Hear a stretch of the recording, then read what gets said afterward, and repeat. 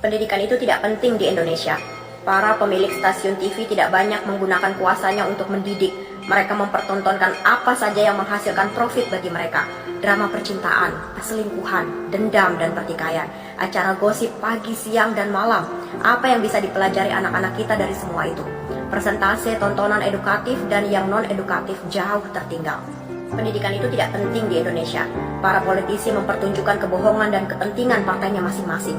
Mereka tidak peduli apakah mereka menjadi tokoh publik yang pantas dilihat dan ditiru.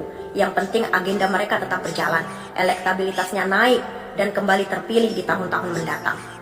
Pendidikan itu tidak penting di Indonesia. Banyak pejabat pemerintah dan pejabat publik jadi koruptor, tapi sama sekali tak memperlihatkan rasa malu. Mereka tidak berpikir dan tidak sadar yang dilakukannya bisa menghancurkan generasi ini dan generasi mendatang. Pendidikan itu tidak penting di Indonesia. Lebih banyak para public figure memilih memamerkan Lamborghini, barang-barang bermerek, memperlihatkan harta-hartanya.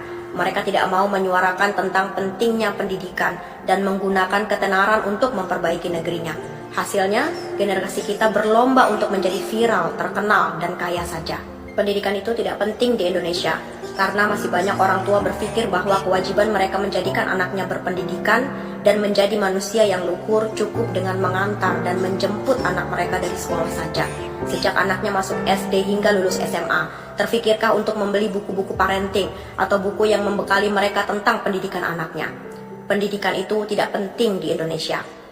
Semua dari kita melakukan apapun semaunya. Kadang tak peduli bahwa kebebasan kita terikat tanggung jawab dan semua tindakan disaksikan anak-anak.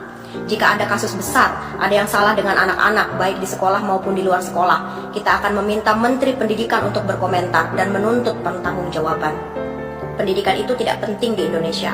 Guru-gurunya diberi dan dibiarkan terhimpit kesusahan-kesusahan. Mereka harus menangis, mengemis, dan dipaksa menyerah untuk memperjuangkan dan mendapatkan hak-haknya.